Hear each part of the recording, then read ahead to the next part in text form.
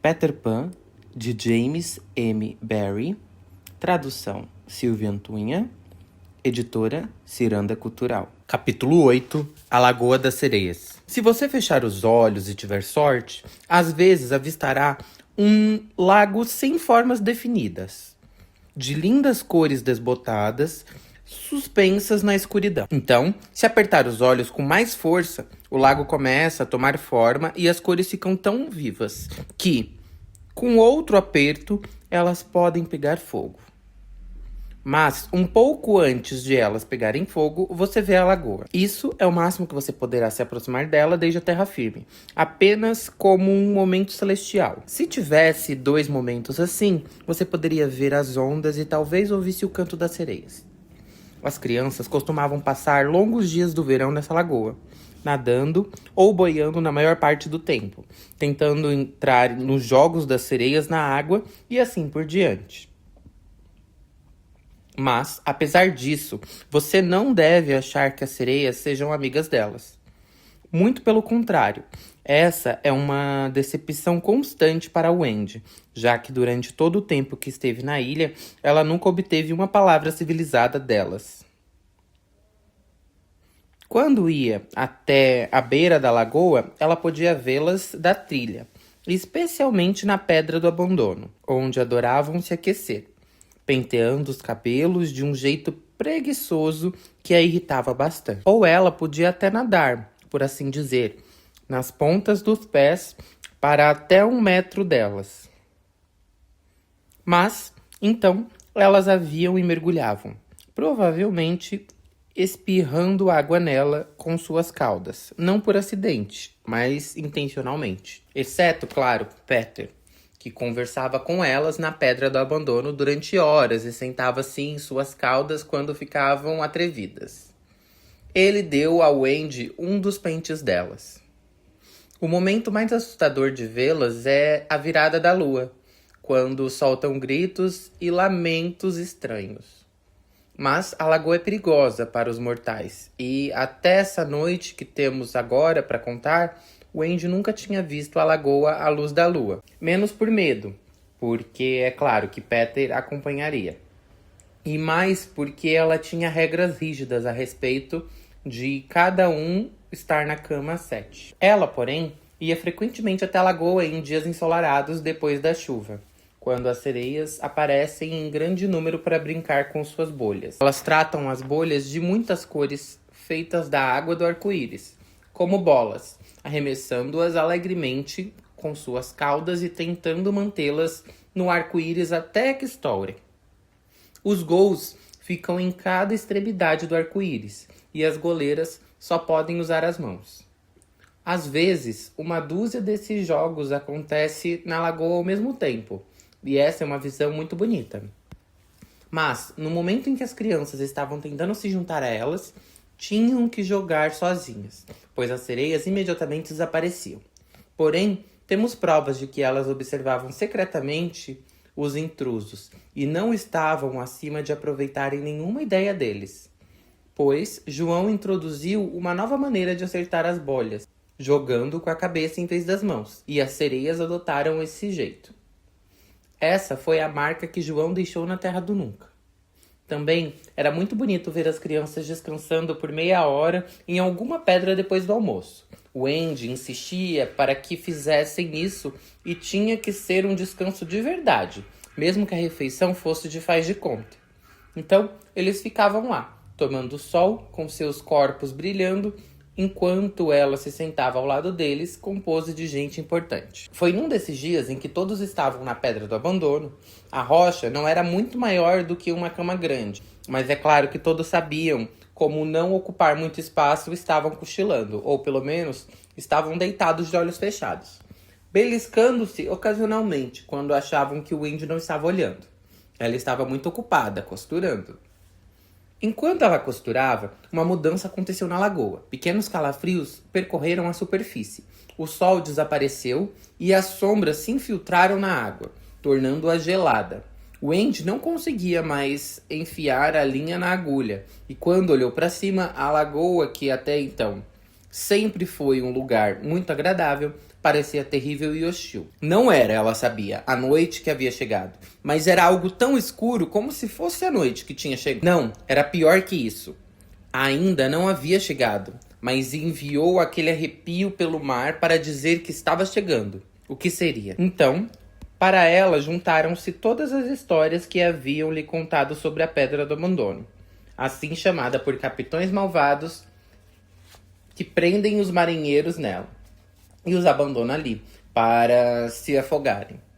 Eles se afogam quando a maré sobe, já que nesse momento a pedra fica submersa.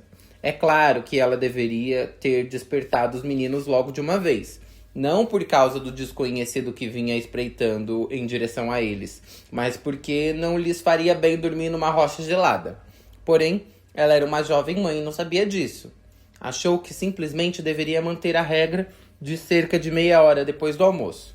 Então, embora o medo avançasse e ela desejasse ouvir vozes masculinas, não os acordou. Nem mesmo quando ouviu o som dos remos abafados, embora seu coração estivesse saindo pela boca. Ela não os acordou. Ela ficou em pé sobre eles para deixá-los dormir. Não foi uma atitude corajosa da Wendy?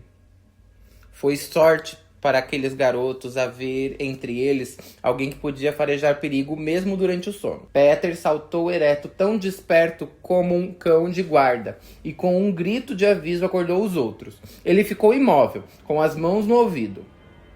Piratas, ele gritou. Os outros se aproximaram dele. Um estranho sorriso brincava em seu rosto. O Andy viu e estremeceu. Quando tal sorriso estava no rosto dele, ninguém ousava falar com ele. Tudo o que podiam fazer era ficarem prontos para obedecer. A ordem veio forte e incisiva. Mergulhar! Houve uma correria e instantaneamente a lagoa pareceu deserta. A pedra do abandono ficou vazia naquelas águas proibidas, como se ela própria tivesse abandonada. O barco chegou mais perto. Era o bote dos piratas e trazia 3 figuras. Simi, Stark e uma terceira pessoa cativa, ninguém menos que Tiger Lily. Suas mãos e seus tornozelos estavam amarrados, e ela sabia qual era o seu destino. Deveria ser abandonada na rocha para perecer. Um final, para alguém de sua raça, mais terrível do que a morte por fogo ou tortura, pois está escrito no livro da tribo que não existe caminho pela água para uma área de caça feliz. Apesar disso, seu rosto estava impassível. Ela era a filha do chefe e deveria morrer como a filha de um chefe. Simples assim. Eles a capturaram embarcando no navio pirata com uma faca na boca. Nenhum vigia era mantido no navio, já que o gancho se orgulhava de o vento espalhar a fama de seu nome, protegendo o navio por 1 milha ao redor. Agora, o destino dela também ajudaria a protegê-lo. Mas um lamento circularia ao vento nessa noite. Na penumbra que trouxeram consigo, os piratas não viram a pedra até colidirem com ela. Abra o olho, seu imundo, gritou uma voz irlandesa que era do Simi. Estamos na rocha. Agora que temos que fazer é prender a pele vermelha nela e deixá-la aqui para se afogar. Pousar a bela garota na rocha foi o trabalho de um momento brutal. Ela era valente demais para oferecer alguma resistência em vão. Muito perto da rocha, mas fora da vista deles, 2 cabeças subiam e desciam. A de Peter e a de Wendy. Wendy chorava, pois era a primeira tragédia que assistia. Peter tinha assistido muitas tragédias, mas se esquecera de todos. Ele lamentava, menos por Tiger Lily do que por Wendy. Eram 2 contra 1 que o enfureciam, e ele precisaria salvá-la. Uma maneira fácil seria esperar os piratas partirem, mas ele nunca foi desses que escolhem o caminho mais fácil. Não havia quase nada que ele não pudesse fazer. Então, começou a imitar a voz do gancho. Olá, vocês aí, seus imundos, ele chamou. A imitação ficou perfeita. Olá, capitão, responderam os piratas, olhando um para o outro, surpresos. Ele deve estar nadando para cá, Stark disse, depois de eles procurarem em vão. Estamos colocando a pele vermelha na rocha, Simi gritou. Libertem-na, foi a resposta surpreendente. Libertá-la? Sim, cortem as amarras e deixem-na partir. Mas, capitão, imediatamente, vocês ouviram, exclamou Peter. Ou eu mergulharei o meu gancho em vocês. Isso é estranho, Simi engasgou.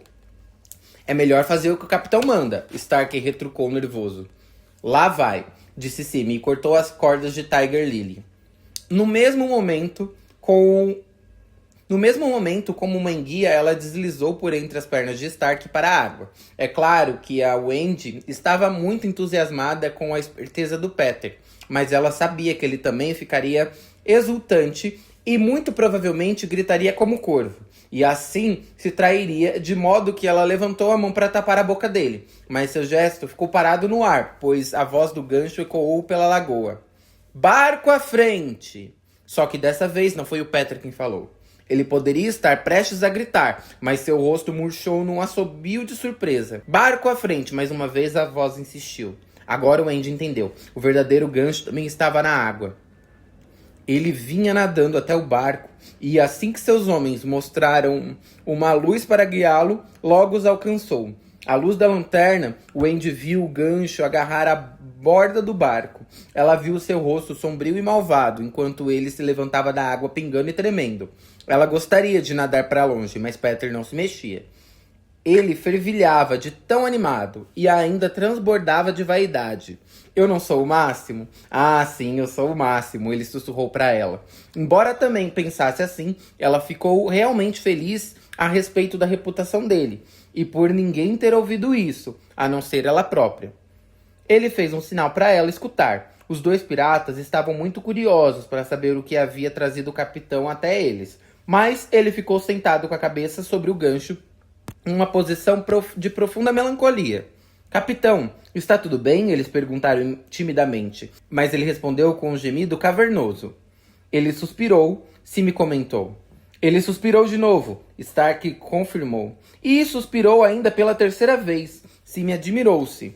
O que há, capitão? Então, finalmente, ele desabafou escandalosamente. O jogo acabou, ele berrou. Aqueles garotos encontraram uma mãe. Apesar de assustada, Wendy se encheu de orgulho. Ó, de infeliz, Stark indignou-se. O que é uma mãe? Perguntou o ignorante Simi. A Wendy ficou tão chocada que exclamou. Ele não sabe. Depois disso, ela sempre achava que as pessoas pudessem ter um pirata de estimação. Simi seria o dela. Peter puxou-a para dentro da água, porque Gancho começou a gritar. O que foi? Eu não ouvi nada, disse Stark levantando a lanterna sobre as águas. Quando os piratas olharam, tiveram uma visão estranha. Era o ninho de que eu falei, flutuando na água com o pássaro do nunca sentado em cima. Veja o que é uma mãe, Gancho comentou em resposta à pergunta de Simi. Que belo exemplo. O ninho deve ter caído na água, mas a mãe abandonaria seus ovos? Jamais. Houve uma pausa em sua fala, como se, por um momento, ele se lembrasse dos dias de inocência. Mas ele afastou essa fraqueza com seu gancho. Simi, muito impressionado, admirava a ave enquanto o ninho passava. Mas Stark, mais desconfiado, observou. Se ela é a mãe, talvez esteja aqui para ajudar o Peter. Gancho estremeceu. Ele disse. Era isso que eu temia. Ele foi desperto desse abatimento pela voz ansiosa do Simi. Capitão, será que não poderíamos sequestrar a mãe desses garotos e torná-la nossa mãe? Simi sugeriu. Seria um esquema esplêndido. Gancho exclamou e imediatamente a ideia tomou forma prática em seu grande cérebro. Vamos sequestrar as crianças e levá-las para o barco. Faremos os meninos andarem na prancha e o Andy será a nossa mãe. Mas ao Andy, mais uma vez, o Andy se esqueceu onde estava. Jamais, ela exclamou e se agitou. O que foi isso? Eles não conseguiam ver nada. Acharam que deveria ter sido uma folha no vento. Estão de acordo, meus valentões? O gancho perguntou. Aqui está a minha mão, ambos responderam. E aqui está o meu gancho, vamos jurar. Todos juraram, e a essa altura eles estavam na rocha, e de repente Gancho lembrou-se de Tiger Lily. Onde está a pele vermelha? Ele indagou abruptamente. Ele tinha momentos de humor brincalhão, e os piratas acharam que esse era um dos seus momentos. Está tudo bem, capitão, Simi respondeu satisfeito. Nós a deixamos ir. Deixaram-na ir? Gancho esbravejou. Por causa de suas próprias ordens. O imediato balbuciou. Você mandou de dentro da água que deixássemos ela ir. Stark lembrou. Pelo fogo do inferno, trovejou Gancho. Que atrapalhada está acontecendo aqui? O rosto dele ficou muito rubro de raiva, mas ele viu que eles acreditavam em suas palavras e ficou surpreso. Rapazes, ele disse, tremendo bastante. Eu não dei essa ordem. Isso está ficando esquisito, Simi estranhou. Todos se mexiam desconfortáveis. Gancho levantou a voz, mas havia um arrepio nela. Espírito que assombra esta lagoa escura nesta noite. Ele gritou. Pode me ouvir? É claro que Peter deveria ter ficado quieto, mas é claro que ele não ficou. Imediatamente respondeu na voz do Gancho. Macacos me mordam, eu ouço você.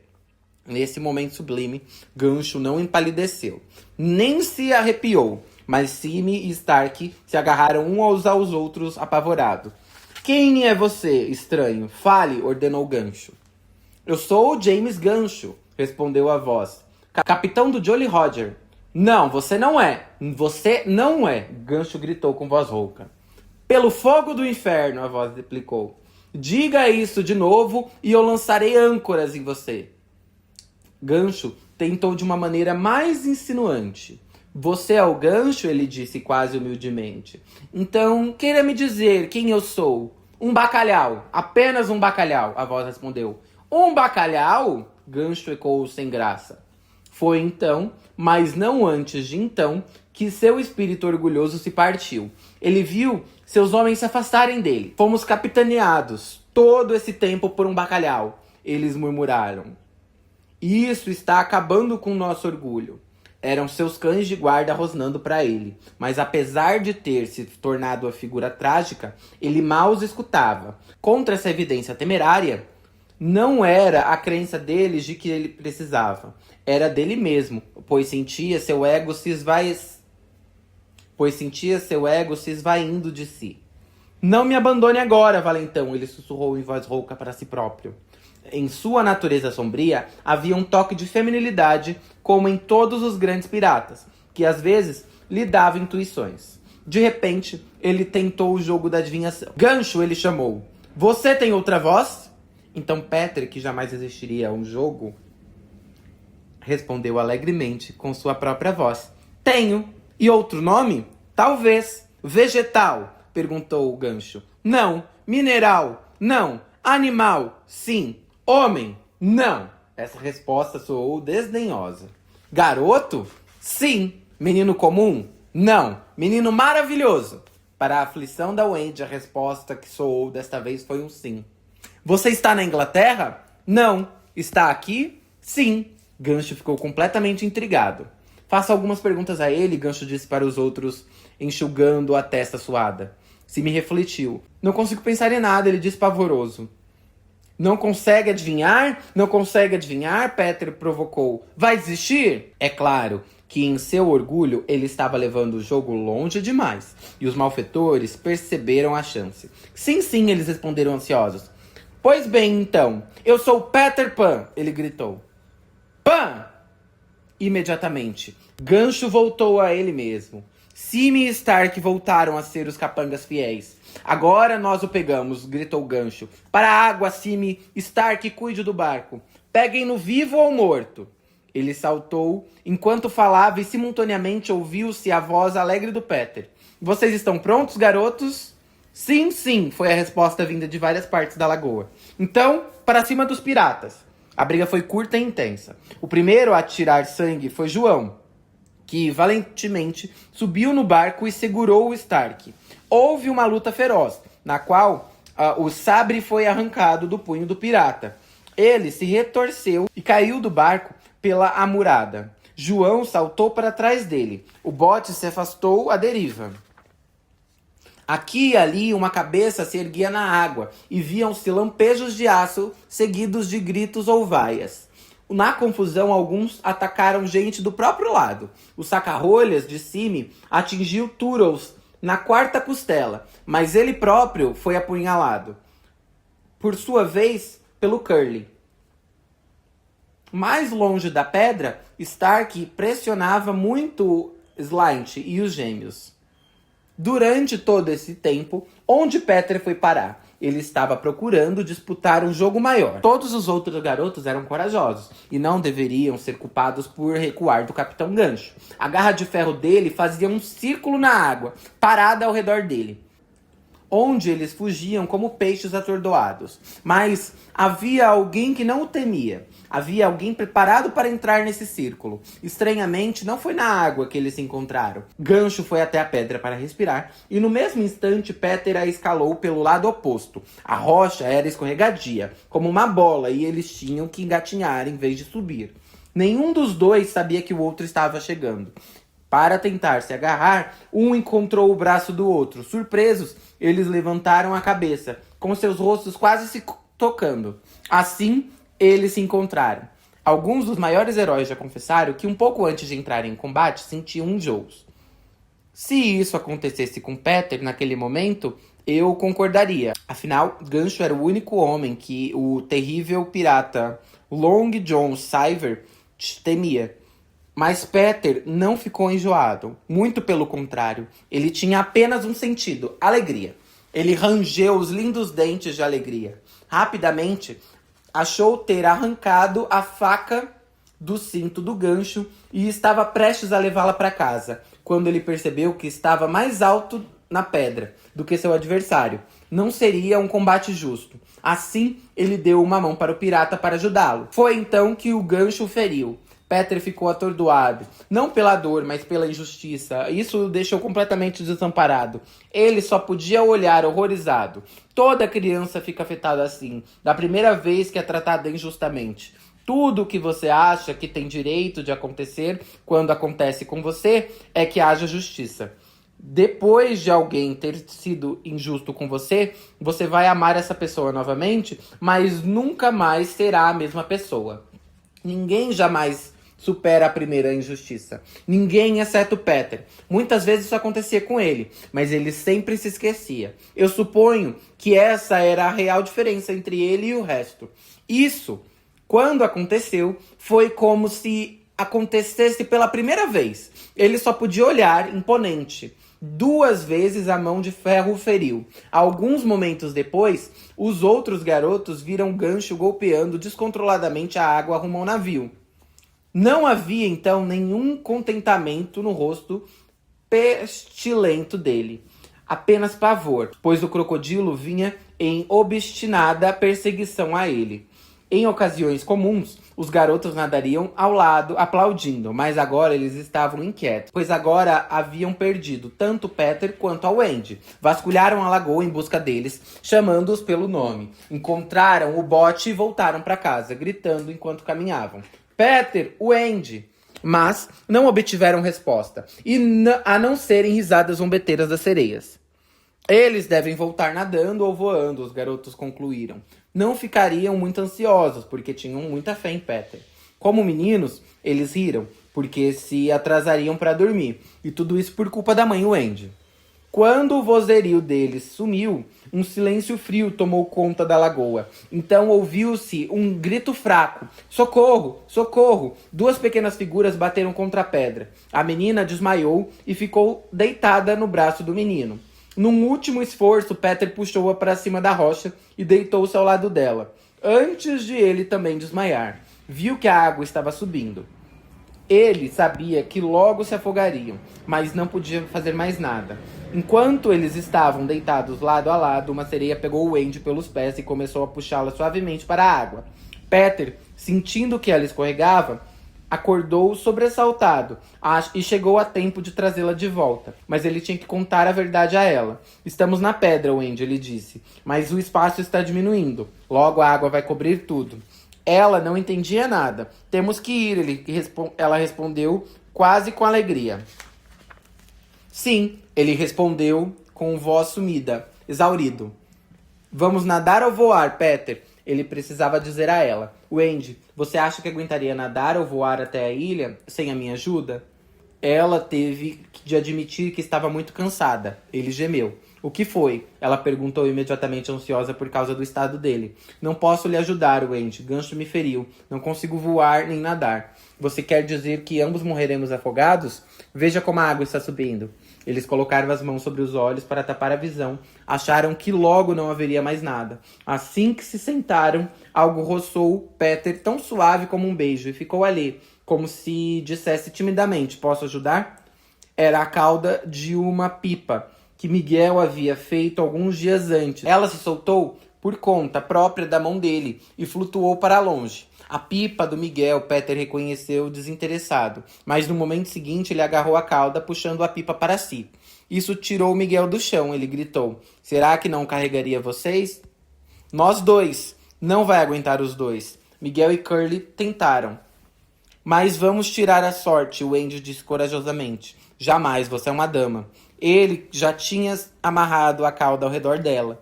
Ela se agarrou a ele, recusando-se a partir sozinha, mas ele a empurrou da rocha, dizendo, adeus, Wendy.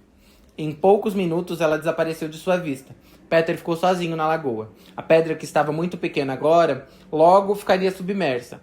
Pálidos raios de luz atravessaram as águas na ponta dos pés. Aqui e ali ouviam-se o som do mesmo tempo mais musical e mais melancólico do mundo. Eram as sereias chamando a lua. Peter não era como os outros garotos, mas ele finalmente sentiu medo. Um temor passou por ele, como um maremoto passa pelo mar. No mar, porém, um estremecimento segue-se de dentro até que ocorrerá centenas deles. E Peter sentiu apenas um. No momento seguinte, ele já estava de pé na rocha novamente, com um sorriso enorme no rosto e sentindo uma disposição como se um tambor estivesse batendo dentro dele. Morrer será uma grande aventura, ele exclamou.